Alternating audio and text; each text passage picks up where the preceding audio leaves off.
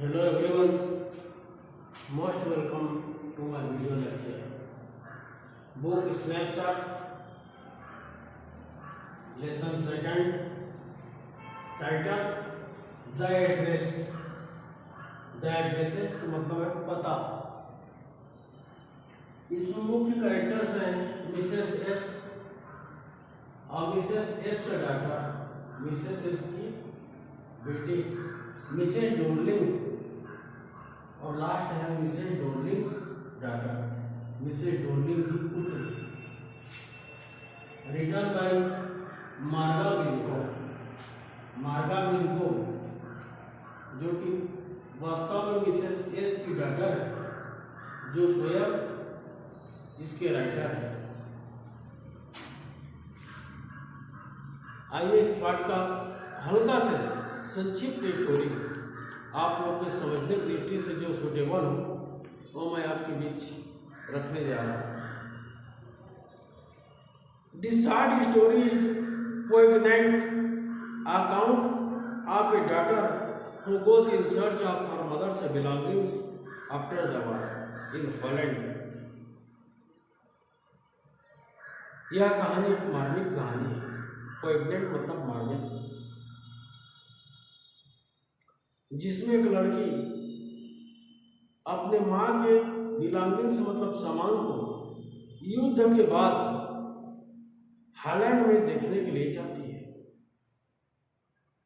When she finds them, और जब वो उनको देखती है, the object evoke memories of her earlier life, तो उनकी पुरानी यादों को तरोताजा कर देती है वो वस्तुएं. However, she decided to leave them all behind and resolved to move on. और देखने के बाद वह निर्णय लेती है कि इन सामानों को वहीं छोड़ देगी और वहां से जाने को ठान लेती है.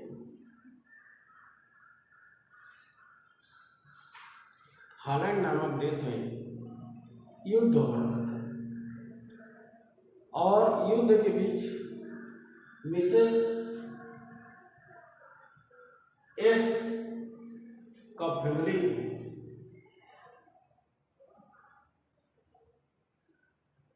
युद्ध की मार से बचने के लिए, युद्ध में अपने जान को बचाने के लिए मिसेस एस और उसका परिवार वहां से हॉलैंड को छोड़ करके कहीं दूर चले जाते हैं.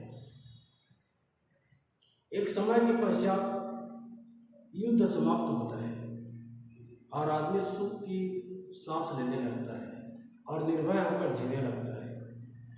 इस कंडीशन में युद्ध के बाद ये जो मिसेस एस है वो तो गुजर जाती है, डेड हो जाती है उनका.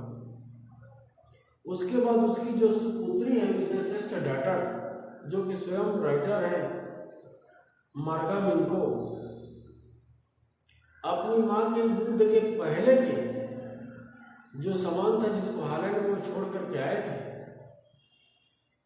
उसको देखने की उसकी दिली तमन्ना थी. इस पर्पस से हो जाती है.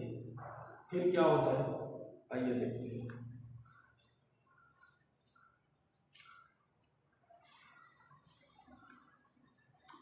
Mrs Dorling to the writer give some clues about the story. Even when the war was not in full intensity, Mrs. Dorling visited frequently to Mrs. S. house. She used to come and went away with some things. In this way, she went away with all the silver cutlery, vases, and antique plates. The narrator's mother had deep faith in Mrs. Dorling, but the narrator had no faith in her. जब Holland में युद्ध होते रहता है तो उस समय Mrs S ये समझ जाती है कि उनको जान बचाने के लिए यहाँ से भागना पड़ेगा. तो भागना पड़ेगा तो अपने सारे सामान को लेकर के वो नहीं भाग सकते. इसलिए उनकी फेथफुल जो विश्वास प्राप्त एक वुमेन थी, उसकी फ्रेंड थी, जिसका नाम था मिसेस डोरलिंग. मिसेस डोरलिंग को वो सौंप देती है जिसमें घरेलू यूज के सारे सामान थे. सिल्वर कटलरी, चांदी की कटलरी, वेसेस, गुलदस्ते एंड एंटीक प्लेट्स और पुरानी प्लेटें आदि आदि घरेलू आवश्यकता की चीजें। मिसेस एस को विश्वास था कि वह उनकी चीजों को सुरक्षित रखेगी, लेकिन मिसेस एस की पुत्री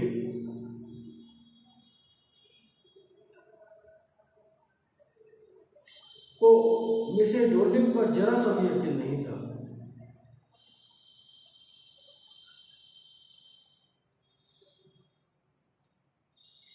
वह मिसेस डोर्लिंग जब भी मिसेस एस के यहाँ आती थी तो इनकी कुछ न कुछ सामान को सूटकेस में भर करके रोज ले जाया करती थी, और ऐसे करते करते इनके सारे सामानों को अपने घर में ले गई।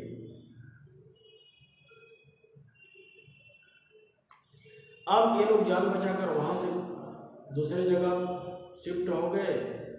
अब एक समय के बाद युद्ध समाप्त हुआ। युद्ध के समापन के साथ मिसेस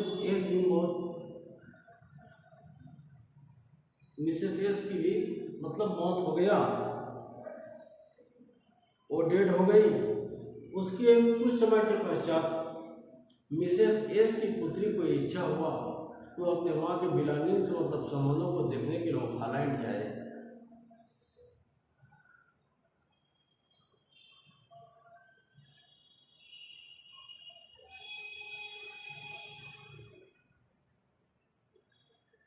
और after many years, the narrator went to 46 Marconi Street to Mrs.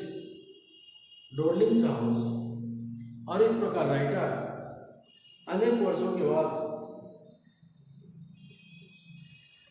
Markovnikov street, Markovnikov गली में क्वार्टर नंबर 46 मिसेस डोर्लिंग का निवास स्थान है, वह वहां पहुंच जाती है।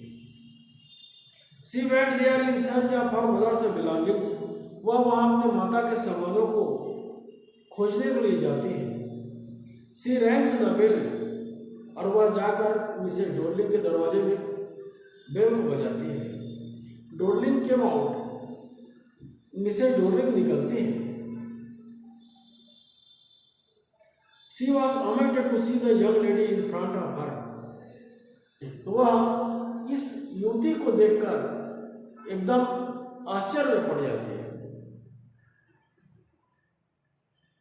After the war, the narrator came back to her town। युद्ध के बाद लेखक इस शहर में आया है। The lady refused to recognize the girl। तब मिसेस डोर्लिंग इस लड़की को मतलब मिसेस एस की पुत्री को पहचानने से इनकार कर देती है। The girl reminded the lady of her mother, but Mrs. Dorling said, "Have you come back?"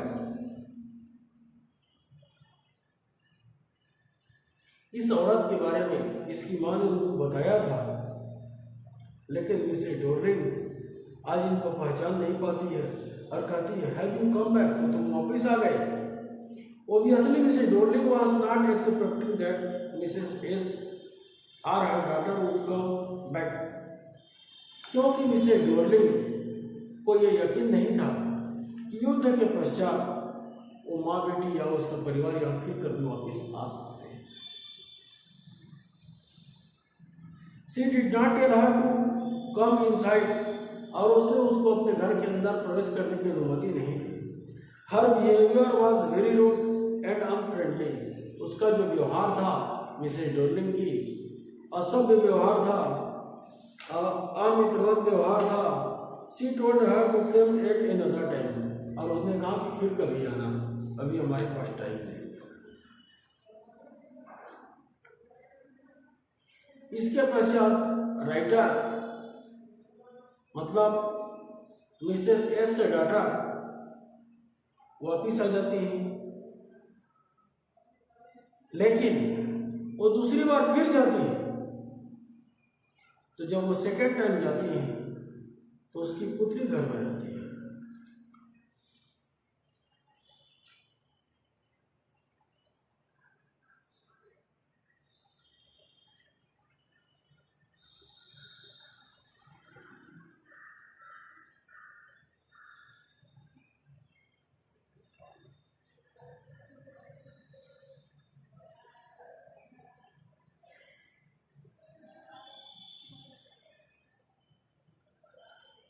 She was amazed to see her alive.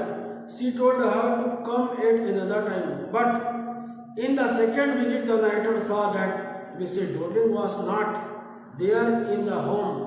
Her daughter was alone in the home. जब writer second time Mrs Darling के घर पहुंचती है तो उस समय Mrs Darling घर में नहीं रहती है। उस समय उसकी पुत्री मिसेज डोर्लिंग से डांटर घर में रहती है।